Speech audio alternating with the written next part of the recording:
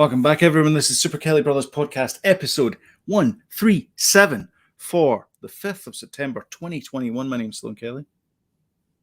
My name's Jody Kelly. A bit delayed this week. In fact, we've been since we didn't have a show last week, so No. We're back. My apologies. That's okay. Technical difficulties and all that. It's fine. Mm-hmm. So you've been doing well this week. I'll just say that. Moving along. I always start that off. That's good. Okay, we'll leave it at that. Yeah. Quite well. The busy day, busy weekend actually, because as you can see, we had a birthday party for my youngest. For your beehive, happy bee. Happy scissor bee. Yep. Happy bee makes happy honey. Happy scissor so bee. 4 of his friends over, and they camped out the back garden, and it was a riot. They had a great time, though. That's good. I was like, good for them. It got dark, and I was like, nighttime voices, guys, nighttime voices. Like, no, it's the wah. Aye, like sitting next to each other, and like pure, just shouting. I know. They had a great time. Took them to the time capsule as well. That, by the way, is how grown men sound in a pub. By the way, is when they're talking to each other. Aye, that's true. And they're screaming at each other. Yeah. So when they get older, that's what happen. Yeah. So you took them to a time capsule? Not a time capsule. The time capsule. I didn't we've not invented something in Scotland to take them back in time. Okay. What is the time capsule? You don't know what the time capsule is? It's a swimming leisure facility with tons of flims and mad water rides in it. Where's that? Basically, COVID soup. And I'm not even exaggerating. It was like. Did I tell you the time we went to Blackpool with the kids? No. Years and years ago. So like I don't know, it was like maybe 17 years ago, whenever it was. So we took the kids to Blackpool. And it was a good time. It was a good holiday. But we went to, there was a swimming pool there, and there was a kids pool. So obviously the kids are going to go in the kids pool because whatever. But it had like a kind of lazy river thing, and there was bits floating in it. I don't know what it was. I don't know. I don't want to ask. I don't want to know. But I did not put my head under the water. I don't know what it was. It might have been. I don't know. I don't even want to speculate what it was, but it was cloudy and it was bits float. It was basically cloudy. It was cloudy. Yeah, I've never seen a swimming pool like that before or since. Wow, I wouldn't have went in it. No, tell you what, though, I didn't know until the time. It doesn't matter about anything in your mouth and stuff. You could get major rashes in your arms from really some sort of contaminant water, or if the balance of the chemicals are wrong. I learned about this major burns. Pinworms. Have you heard of these things? No. They live in your down at the back back entrance. All right, okay. Tradesmen's. They live in your. They live in there, and apparently they're quite prolific, shall we say? What are they called? And they like to spit pinworms. Mr. and Mrs. Pinworm. Mr. and Mrs. Pinworm. When they move in, it's bad news bears. So yeah, you gotta like burn your clothes and all that kind of stuff. I'm not gonna ask how you know that. Unrelated. The reason why we weren't on last week was because Mr. and Mrs. Pinworm moved in in Sloan's house. That wasn't technical difficulties at all. Well, it was technically difficult for me, that's for sure. Pinworm sounds not pleasant. Not good, no. It came up in conversation this week. Unrelated. It was technical difficulties, but yeah, the pinworm thing is completely separate. Shall we move on to talking about the news? Yes. I've got a surprise because we're not calling it the news section anymore. Oh.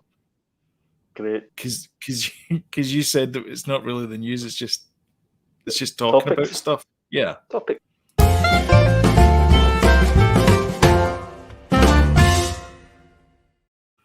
What's the tea? Tea. I like it. Our weekly discussion on what's been On happening news this items. Yes. week. Exactly. Yeah. Mm-hmm. So we got a bit of sad news from the world. Actually, there's we get two musical stories. Tragic. We Tragic. don't normally talk about musical stories. No, we don't. Tragic. Not normally. The death of Sarah Harding, 39 years of age, which is, as we were talking about before the show, is no age. To be right, and it was breast cancer that took her, I think. Yeah, it was. Yeah. I think she got diagnosed in March last year. I think. Oh wow. Okay. So it's been fairly quick. Yeah. She was one of the singers in Girls Aloud. UK band Girls Aloud. Who were fantastic. I absolutely loved them. Great. They were my guilty pleasure. Yeah. So I was shocked and surprised. I just assumed she would go over it, or I don't know. I didn't know how bad she was with it.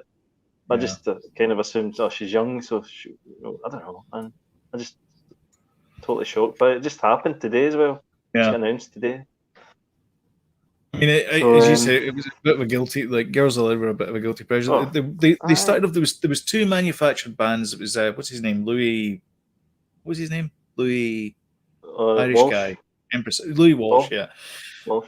So they had like a boy band and a girl band, and it was clear from the get go that the boy band were going to be terrible.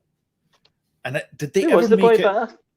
I don't think they did. Did they? I can't remember. It was like Domino Fall or something. I don't know what they were called. Anyway, there was Girls Aloud, and there was this other boy band, whoever they were, and it was clear they weren't going to make much of a go of it. And I don't think they survived the end of the show. Like they released the single, and it was just downhill from there. I'm assuming they're working as NCP park attendants now. Probably. But Girls Aloud were fantastic. No offense, anybody that works in an NCP car park.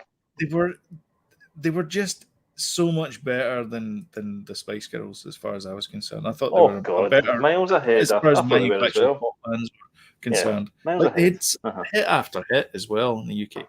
Yeah. There was only one rival actually to them, and that was Sugar Babes. Yeah, I really liked they were pretty good. Yeah, they were good. Any incarnation of the Sugar Babes was good.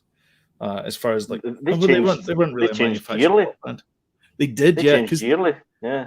What's the name? Mucha and the other girl. Geez, they're back together now with Siobhan. I think the original ones are together. Because they get rid of Heidi.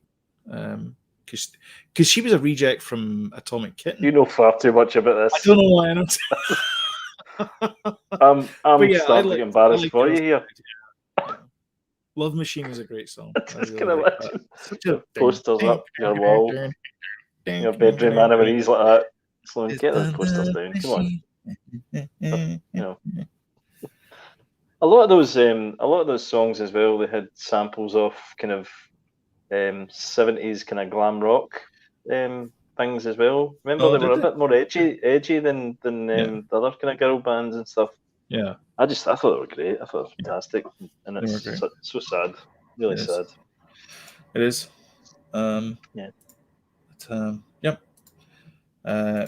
we'd lead with the tragic news there, but in better news, music wise, we have ABBA.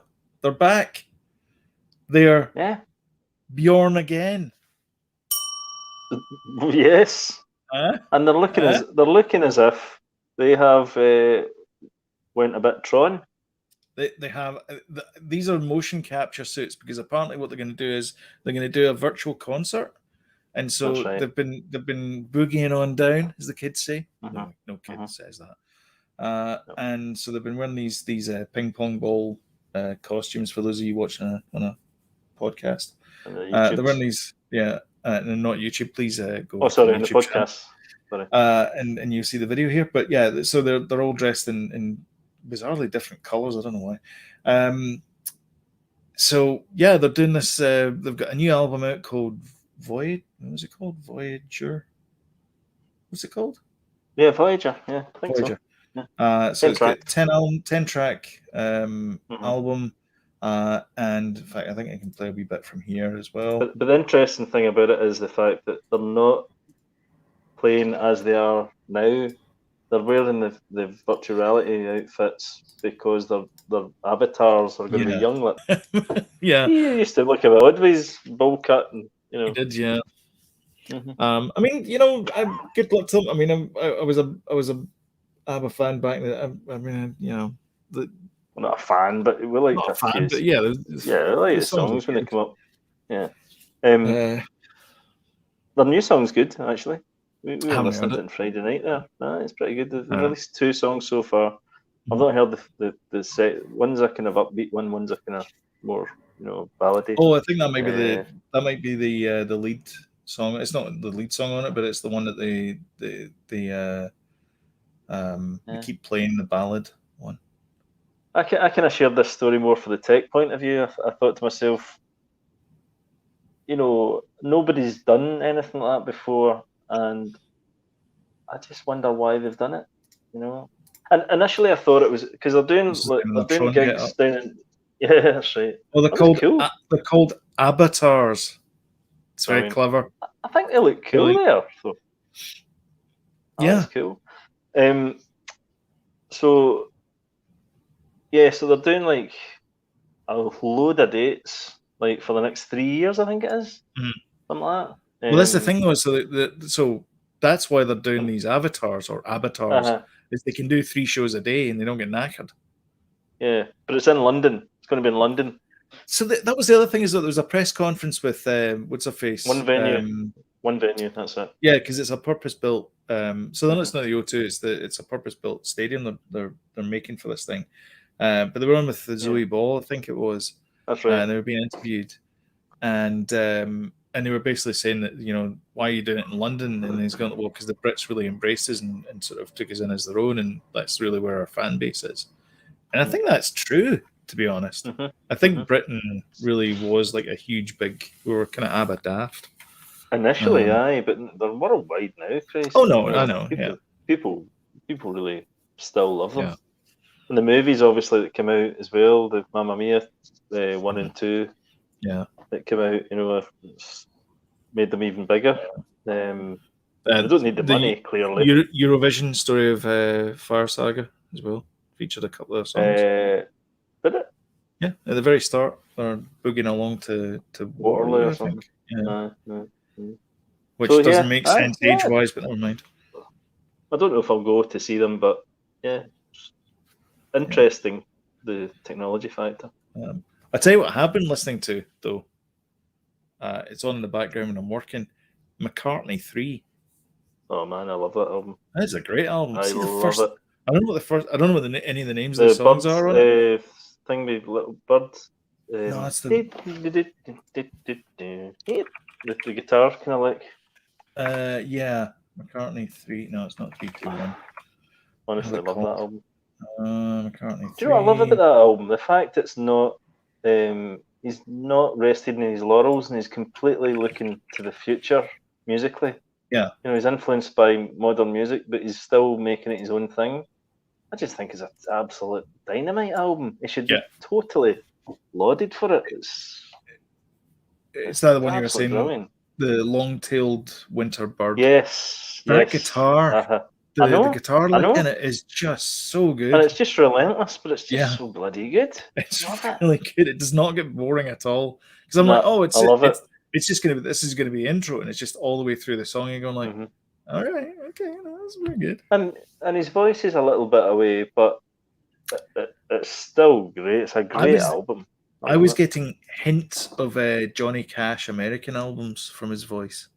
Yes, like that. You can still hear it, which is not bad, but you can hear it's getting older. A wee bit. Yeah, he's getting older. You know, he's not going to hit the high notes all the time. So no, but he plays all the instruments on it as well. Yeah, it's all him. But he did that with the other 2 McCartney albums as well. Yeah, that's right. Because it's kind of the same as Springsteen, because the Springsteen solo albums are all him as well. Well, you and I, we've both watched the Disney Plus thing. God, you you should have got money for promoting that, because you were kind of sending that to us months ago, saying, this is coming out, And McCartney and, it's out, and you got to see it before any of us. And finally we got to see it. Oh my God. Rick what Rubin. A thrill that is. What a thrill. Just the two of them. What? See, Rick Rubin, how good is he as an audience?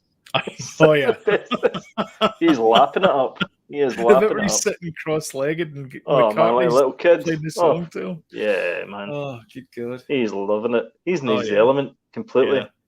But it's the bit you can see all they've got the tape where they've got the track names on it, and they're like pulling them down and putting them on there, and they're going, okay, let's just bring this up here. And Rick Rubin keeps on trying to like isolate the tracks, which is what we would all be doing. And McCartney's going, no, let's hear the full song. He's like trying to bring it back in. And he's like, no, I want to hear the individual tracks. But there's a moment where Rick Rubin's got just a bit of it stuck to his thumb at one point, and it's just in the moment. It's just a bit of the tape stuck to his thumb. Yeah. It's just joyous. And I hope they do another one, because God, you could do tons of those. Yeah. They only kind of scratch the surface, really, with the songs. It was good that he did some McCartney songs as well as Beatles songs as well. Yeah, that was nice, and I like the story of like how he got the Live and Let Die. Yeah, that was great. That was good as well. Still the best Bond theme. Yes. Oh God. It's that. There's so much to it. It's like then 3 songs in one. Yeah, that one for me, and then the next one after that is Skyfall, but it's a really big drop off after the first one. Adele. Yeah, I really like Skyfall. I was going to say that. I was going to say Adele. Really nice. I was going to say that too. Get Adele to do it. Get her to be the new Shirley Bassey. I was going to say Adele second. Because by God, can that woman sing? Oh, both of them. Both her and Bassey can sing. But wow, holy crap! Yep. I'm not going to show the video for this because we'll probably get a copyright strike because they're owned by Warner Brothers. But I'll show a still from it. And we'll see how we go. Yep. But you shared this. I saw this, and I was like, "Oh, this is interesting." It's Christopher Lloyd and Jaden Martell as Rick and Morty, which is interesting because the original was Doc and Marty, which is what Rick and Morty's based on, and it was based on Doc and Marty. So this is kind of interesting. The fact it's Chris Lloyd. It's full circle. Yeah. And you can see Rick's in his lab coat and his classic blue tee. Yeah, he's 83. Is he? Yeah. Christopher Lloyd. What? Why has this been? Does anyone know why this is so happening? Okay, there's a bit of Rick and Morty stuff that you need to know. So Rick and Morty takes place in Universe C-137, which is where all the stories occur, and there's reasons for that. C-137 is pretty much Earth that we're in. Is that part of the multiverse?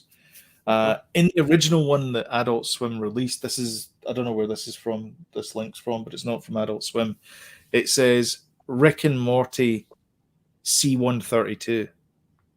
So this is a different universe, Rick and Morty. Right. So the chances of a live action one probably slim to none, but it might be interesting that it's there. It's just so random. They do these things though. They throw things like this out, and in the hope that somebody said that somebody's going to get interested by it. Adult Swim is the type of company that thinks April the 1st is 365 days of the week. Yeah. And this is just another one of those moments. Yeah. I read that on the internet somewhere. I remember. Was it an Adult Swim? No, it wasn't. It wasn't. But they just like to kind of do things like that. Yeah.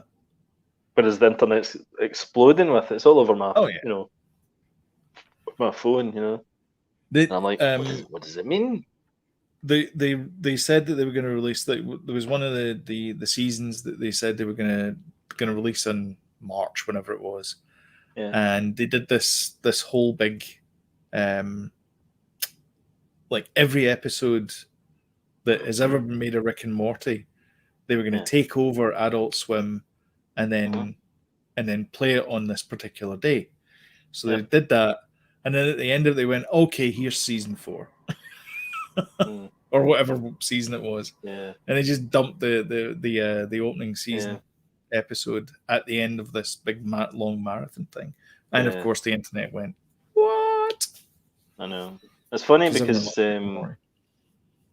Danny sees these kind of things and he's like, "What age can I be when I can watch Rick and Morty?" 25. And I'm like, in my mind, right? I'm like, no. And then I look at Evelyn, she's like, no, God, no. It's. But it's the uncomfortable kind of sort of sexy stuff, I suppose. Yeah. It's a lot of deep theories and stuff. Like there's a whole vampire thing episode that's problematic, and then there's the Inception episode's bad, and then there's all these other episodes where you're like, you don't want to be explaining the jokes. The one when I was watching it and I thought, right, okay, the dog's taking over the world. I thought that one was Mr. Snuffles. Let's watch that one type thing. Yeah, I forgot about the sister bit in it, and I was like, oh God. Yeah. Like that. So that I closed his eyes at that bit, and then I thought, oh, can't do this. Yeah. Obviously, to me, in my mind, that was the probably least offensive. Not offensive, but at least offensive for him. Yeah. One that he could watch, but no chance. Yeah. And then this one dropped. No. Stop. He's not an alien. She's a very beautiful woman, I'll tell you that. Huh? Very beautiful woman. Yeah.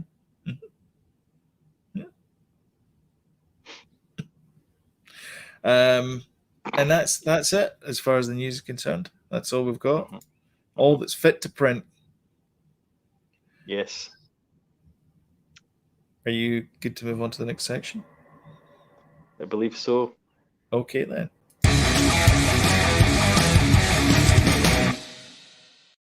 So what are you watching? Well, I created a list. What? Yeah, I thought about it. It's been a couple of weeks. I thought, So I watched the McCartney 3-2-1 thing, which we kind of spoke about. Absolutely terrific. That's Ted Rogers, by the way. 3-2-1. That was Ted. Good, nice reference. Nice modern reference there. That's right. Yeah. Did you get the bin? Yeah. It was absolutely terrific. Did you know that was based on a Spanish quiz show? I've told you once. Called Uno, Dos, Tres. It's true. Sorry, you were saying you watched Tres, Dos, Uno. Yes. Shut up. Just do this to annoy you now. So what you've been watching, then you just bloody talk. Anyway, we spoke about McCartney 3-2-1. It was fantastic and well worth the wait. Although you got it before us, but I don't know why that was. It was Disney Plus. Reasons? I don't know. Free Guy. We went to cinema to see Free Guy twice. Twice I've seen it in the cinema. You paid it. You paid for it. Wasn't it free then? Was it? If you paid for it. Well, there's a story behind this. We went in and Danny sat in between me and Evelyn, and he sat.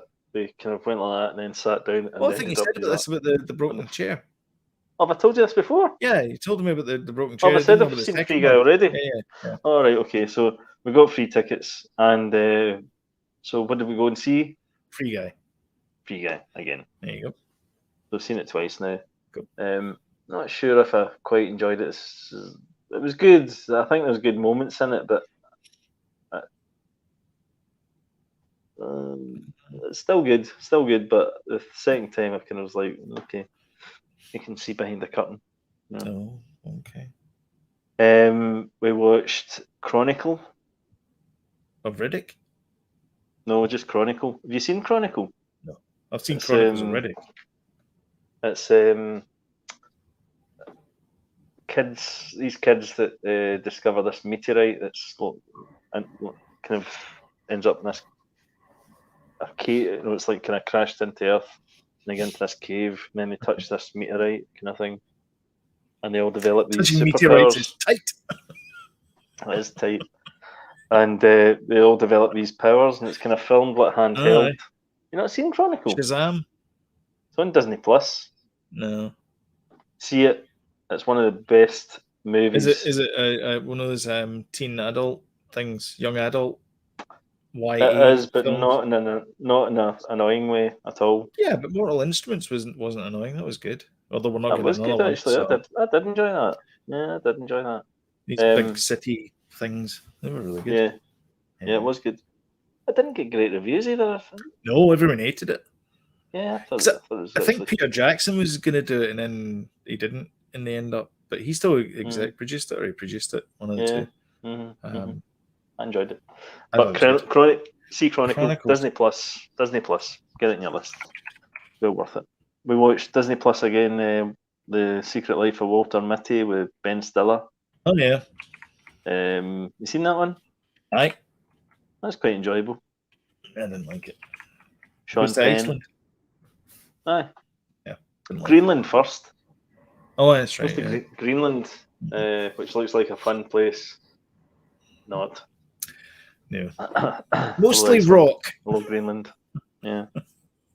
Greenland looks like a kind of spaced out version of Iceland. Iceland, Reykjavik is all kind of, nice kind of city. Not city. That is a city, I suppose.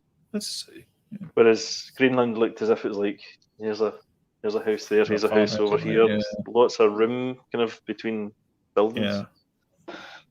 Yeah. Which is fine. We made a disastrous choice of watching a Netflix movie called Fear of Rain, which the premise always sounds good in these Netflix films. Fear of Rain? What, you made of sugar? No. Okay. Is it acid rain? The premise of it is this girl who's got schizophrenia, and she thinks that the woman across the road has kidnapped a girl. Okay. So she's got kind of these bouts of reality and what's in her head. Yeah. What's real type thing. And I thought, God, that sounds really good. What's that got to do with rain? Or Fear of Rain. Well, we didn't get that far because it's utterly crap. Oh, really? Oh dear. It is so slow and oh dear. Honestly, God, man, it is pacing so bad. issues. Oh, unbelievable. We might go back to it, but severely doubt it. Chances not. Yeah. 9 Perfect Strangers on Amazon. Nicole Kidman. Oh, aye, with Melissa McCarthy. Yes. Very good. Really? Okay. The only problem is it's not like the whole lot in one. Amazon are releasing it one a week, so we're having to we've caught up with it. TV show things. Right. Yeah, which is fine, They did have Homeland. Homecoming. Yeah. Homecoming. Yeah. Aye. Was she in that? No, the first season was Julia Roberts, and then the second season was Julie Morel. Murray. Yeah. And I kind of fell away from it. Well, this is good. This is it's really good, really interesting. And I've said this before on here, but I don't think I've seen a bad Nicole Kidman thing.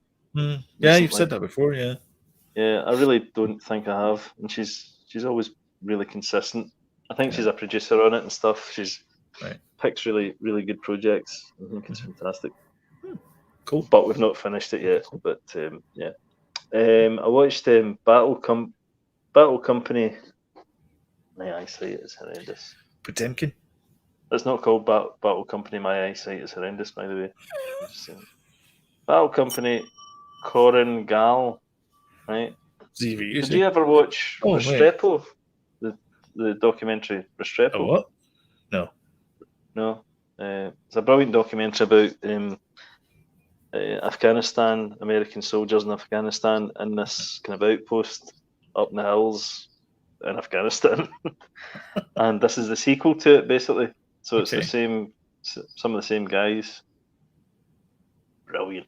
Absolutely brilliant. Restrepo's brilliant. This is brilliant. It's absolutely terrific. I was right in the mood for that kind of thing.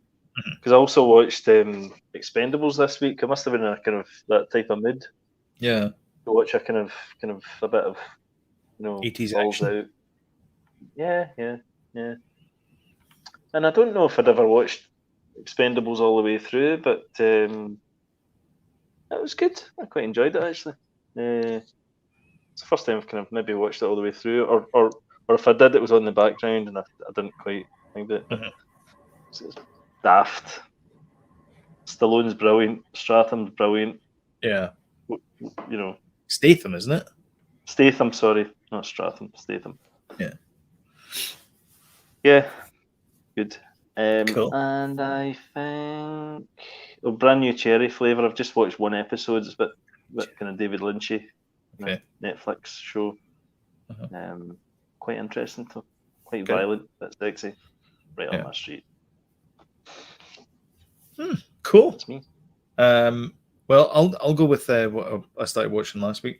License to Kill, which is the second and last Timothy Dalton movie. Part of our Jimmy Bond series that we're going through. I kind of like Timothy Dalton as James Bond. Do you know what? That License to Kill is probably. I think I said that about you only Diamond or whatever one it was. I can't remember what it was now. But License to Kill is a fantastic James Bond movie. I think we went against the Timothy Dalton thing at the time, yeah.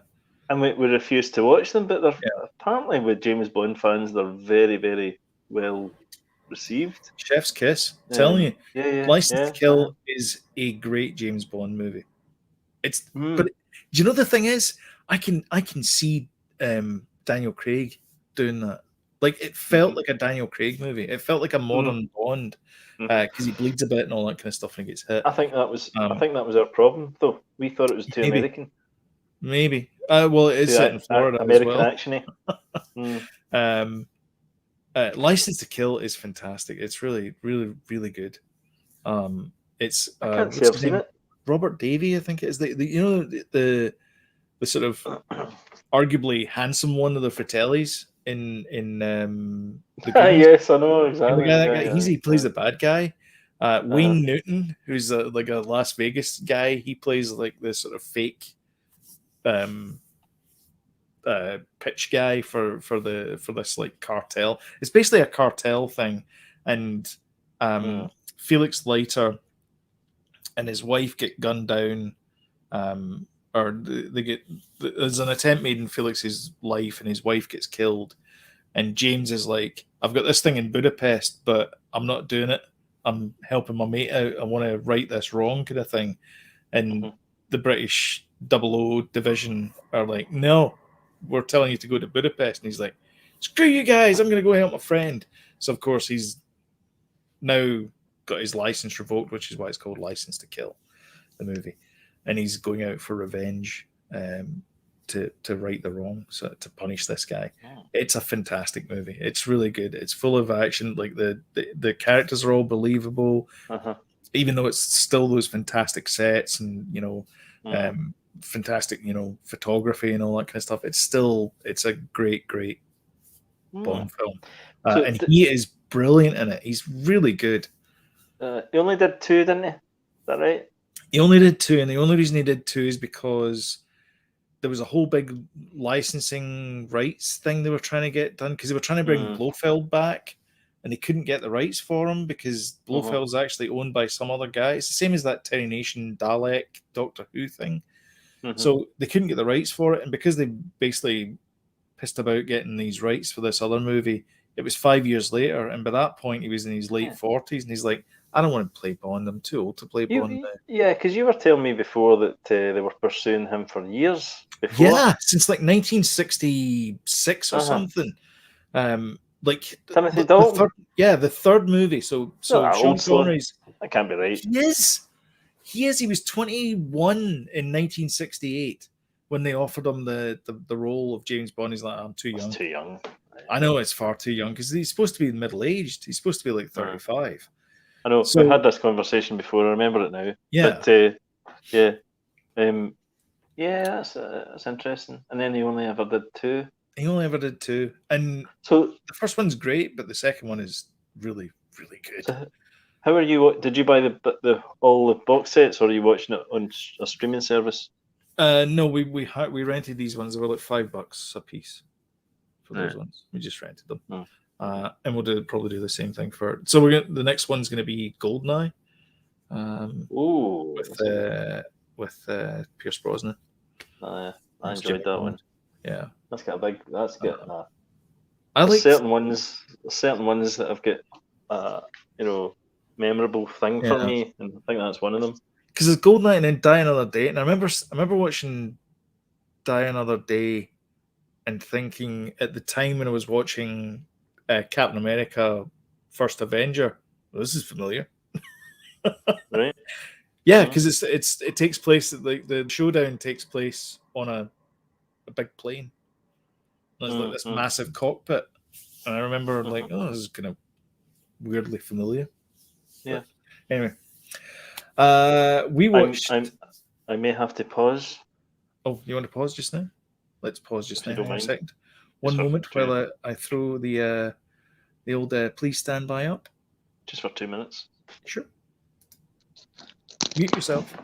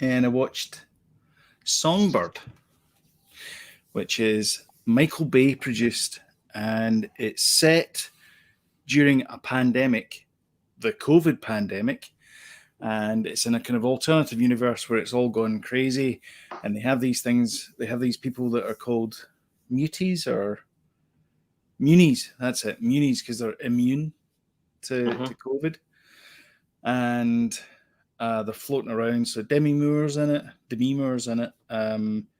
That guy. Demi Moore. Murray. She's in it. Demi Murray. Famous young people that I don't know who they're in, but they were in probably Riverdale, I'm going to say. I don't know. Movies. It's atrocious. It's one of the worst movies I've ever watched in my entire life, and I gave it 1.5 star in Letterboxd because I was like, see when I hear the garbage. See when I hear the name Michael Bay, right? It's not a seal of quality, is it? In my head, I always get a kind of woo, woo, woo, woo, because it could go either way. Michael Bay. That wasn't meant to rhyme, but you know, I always get, you know, you're like such and such, and Michael Bay. I'm like, it's the bit in Jaws, you know, pan in and zoom out thing. Yeah, terrible and utterly awful. I'm not movie. surprised. Not surprised. Alexandra Daddario is in it as well, and she's good, by the way. Brilliant. She's a fantastic actor. She's in that. She's in that white that hotel thing I was telling you about. American Horror Story. No. The White Lotus. The White Lotus. Yeah, she is. Yeah, because she says at one. Did you watch that? I saw a clip from it, and she says, "I want to get a job," and she's like, "Why would you want to get a job?" That's great. She's great, isn't it? Yeah. She goes, just sit on a committee. And you can do whatever you want. She's also in Why Women Kill. She was in the first season of that, and she was fantastic in that as well. She's great. Really good. Brilliant. Fantastic. She's in Baywatch. She's bloody amazing in Baywatch. Like that movie, I know a lot of people don't like it. I think it's hilarious. I've seen it a couple of times. Maybe more than once. Well, the two guys that like that film. That's embarrassing. These poor guys. Seth Gordon, I think, is this guy that's making these movies for me and you. And that's it. Man, honestly, yeah. We hire him. I know. Yeah, he's very cheap. Just buy him a box of beer and he's fine. Once Upon a Time in Hollywood. Finally got to watch that because it was on Netflix. Oh, really? Yeah. Right, you've never seen it before? I haven't seen it. I was waiting for it to appear on Netflix before I was going to watch it. I'm going to be perfectly honest. It was 3 and a bit hours of just beautiful movie storytelling. It was just this nice little movie. It wasn't. It wasn't Django Unchained or any Inglourious Bastards, anything like that. It was just this really nice movie about this heyday of Hollywood, like in the 60s of Hollywood, where TV was on the rise and movies were on the decline. Yep. And it is just beautifully directed, beautifully acted. Every scene is a picture. I know we talk about that a lot. That you can see all these things and just framed beautifully. Everything's wonderful. There's only one comment I have to give about the movie. And this is directed directly at Quentin Tarantino. Quentin, I know you like him, but enough for the feet shot. Okay. The foot. Come on. I'll tell you what, though, Sloan. Do you know what's the funny thing? Because I spoke to Douglas about this. And, the type of movie it is that the ironic part of that movie is it's dead violent at the end and all that. Yeah. That is a feel-good movie. A feel-good movie. 100%. It is. I got up after that movie, after sitting and watching it for 3 years and going, I really enjoyed that. That was really nice. It was not a, oh, wow, those kind of movies. It was just this really nice, like there's a bit in it where, there's a couple of bits in it where Brad Pitt is driving around in this caddy. He's just driving around. I know. And you're like, this is You're great. soaking it in. Taking it in. But every single character was believable. They all had motive. They all understood their place in the world. Even if they were fighting with their understanding of the place in the world, they all knew where they should have been. There was that gravity to everybody, and it just felt believable. It felt like it was almost a documentary, and it was just fantastic. And I love that shtick that he's got now, where he's righting wrongs in the world, in his universe. Yes. Like the bit at the end with him going Yeah. to the dog Yeah. is just Yeah, man. so Brilliant. good. And the bit with the flamethrower was hilarious. Yeah, I know. The whole thing, I mean, that was set up very early in the film, the kind of thing, Oh yeah. Yeah. for the payoff to happen right at the end. Again, and You this is where young filmmakers have to understand this, and this is where Songbird, for example, failed to do. And I'm going to compare the two movies, and that's kind of why I set this up to do it this way. In Songbird, every single action is explained to camera. Every single action. It's like, oh, and by the way, what we're doing here is we're going to set up this thing over here, and there's like text messages running down the side and all that kind of stuff. In the movie, you get the fact that Leonardo DiCaprio is down and out. He's not down and out actor. He's on the his star is on the wane, shall we say? How good is he in that film? The bit where he breaks down when he's talking to the kid. Oh man! And then later on, she thanks in the caravan. The bit where she thanks him for having this great performance, and he just bursts into tears because like nobody said that to him in a long time. Like just that whole thing, like they have this beautiful moment together, like two beautiful moments together, and as fellow actors being actors, and it's just so good. But you can tell straight away that he's this has-been actor. You can tell that his stuntman guy is just like he's doing it because he loves doing these things, but he's broke. Like he can't afford that damn thing. But none of this is explained. It's all shown. It's show, don't tell. It's the medium of. Well, you work it out, don't you? You work it out. It's fine. You show the audience, you pieced it together, and you know it. Like, but these directors give us as an audience an element of the fact that we've got a bit of intelligence about it, is that we can actually piece it together, as opposed to Songbird, where it's like, what we're doing here is we're saying that there's these people called muties or whatever they're called, and it doesn't really matter because I wasn't really paying attention anyway. And I'm just going to give you a whole bunch of text down the side here that explains all about drones and stuff. And what we're going to do is we're going to fly a drone, okay? And then at some point we're going to fire a gun from the drone. I'm like, I got it. Whereas there's a bit in it as well where Margot Robbie, she's Sharon Tate, and she goes for a bit of shopping, and she decides that she walks by a movie theater, and her movie. I know, that's lovely, that bit as well. And she goes, "Can I go and watch my movie that I was in?" And she's like, "Who are you?" And she's like, "I'm Sharon Tate." And like she wasn't in it. I know, she's really good. So and she gets in for free, and she really enjoys the movie. Did you know as well that that movie was the last movie? That was the whole movie of series, which is basically a kind of spoof on James Bond with Dean Martin, and he refused to do another movie. But it was a successful movie franchise for him, and he refused to do a movie because he was so heartbroken at Sharon Tate's death. Oh, really? Yep. No, I didn't know that. So, we must have seen those films. Must have done, when we were young. Must have done, because I remember. I don't remember the type of films, one, but the Jack Lemmon movies and things like that. We used to watch all the time. That's right. That type of thing. Peter Sellers ones. God, what was the one we used to? I love you, Alice B. Toklas. I love you, Alice B. Toklas. What was it? I love you, Alice B. Toklas. That's the one. Yeah. That's the one, Sloan. I don't know why.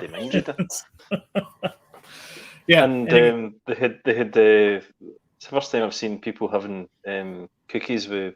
That's right. Yeah, there were special cookies. Well, it's brownies. They were eating brownies with hash in them. Because then I think I thought that all brownies had hash. Alice B. Toklas. That was it. Yeah.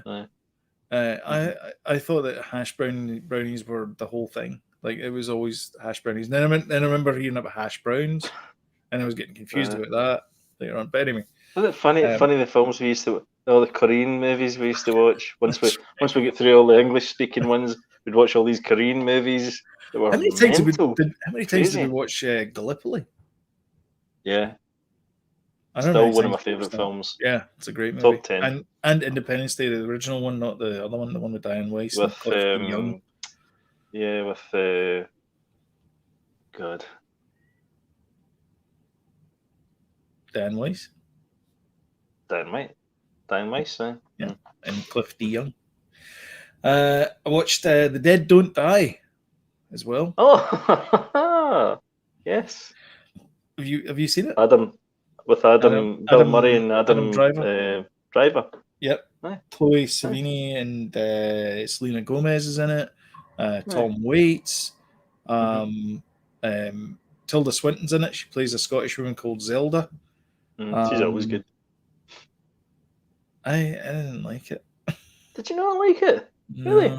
How come? It was a bit too weird. Oh, was it? I like weird stuff. Yeah. There's a bit. So right at the very start, they're listening in the car, and he puts on the radio, and he goes, "Why does this song sound familiar to me?" And then there's a back and forth, and then Adam Driver goes, "Oh, it's because this is the theme song." And I'm like, okay, is this going to be like one of these weird things where like a Ford Anglia appears and tells him to stop the movie? That's what I was going to say. It's a kind of very self-aware movie. Yeah, it knows what it is. Yeah, I don't know. I don't know. It just felt like it didn't really do much, and then things were just kind of happening and stuff. Oh, Danny Glover's in it as well. Which is nice to see him again. But yeah, I don't really particularly like it. No, I enjoyed it. Yeah. I thought actually Adam Driver was good in it as well. I thought the cast were great in it. I thought they were really good. Yeah. Like the bit at the start where they were having like this kind of back and forth in the car was good. But it just, I don't know. It just felt. And the other thing as well is I've been watching a lot of these Rust Valley Restorers, and some of it is actually starting to rub off on me. So I'm watching this The Dead Don't Die, and Anime said that's a nice looking car because the Selena Gomez is driving a Pontiac Le Mans, and I said it's a 64 to 67 Pontiac. And she said, and he's like, "How do you know that?" I went, "Because I'm watching Mike Hunt and the Rust Valley." Oh, you knew that, did you? Yeah. Right, okay, all right. So I'm like, "Oh, it's cool because it's got the up and downy headlights instead of that ones." Because in '68 they brought in the horizontal headlights and not the up and downy ones. You're becoming a bit of a car nerd, especially for Pontiacs because it's all they seem to show in that show. Anyway, so it gets to the Adam Driver and Selena Gomez are having a chat, and he says, "Oh, I like your car." And she goes, "Yeah, it's a dream of mine to have this car." And he goes, "It's a 1968 Pontiac Le Mans." And she goes, "You know your cars?" And I'm like, "No, you don't. No, you don't." So you're saying they're wrong? Yeah. So Anna-Marie said, "Oh, clearly you're wrong then." I'm like, "I'm not wrong. I'm telling you, it's not a 68. You're never wrong." So I look up on Wikipedia, and sure enough, that model year, 64 to 67, had the up and downy lights, not the horizontal lights. And at that point, I was out. I'm done with this movie. Stupid. You're like, exactly. I'm off. I was like a dealer. And then he just disappeared.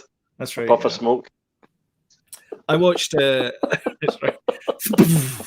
I watched Bob Ross, Happy Accidents, Betrayal, and Greed. I watched that. Sorry. Two things I took away missed from a couple of weeks, I suppose. Yeah. Two things I took away from it, and I think you'll probably agree with this or get your opinion on it. Number one, Bob Ross is as nice in real life as he is in front of a camera. Yes. Two, he surrounded himself by greedy people. Yes. And I don't know why. Like, he just seemed like a nice guy. I think that is the art world in a nutshell. Oh, really? Actually, that documentary. Yeah. Wow.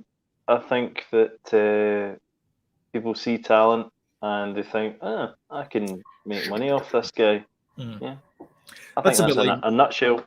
I think that might just be creative because it's the exact same in Wayne's World as well, which we also watched this week. Where what's his name, Rob Lowe, his character goes, "Oh, I can make money from these guys," and just bleed them dry, and then. I constantly get emails from people like in inverted commas galleries or like magazines or books saying we'd love to feature your art because I paint, or anybody that doesn't know, I paint, and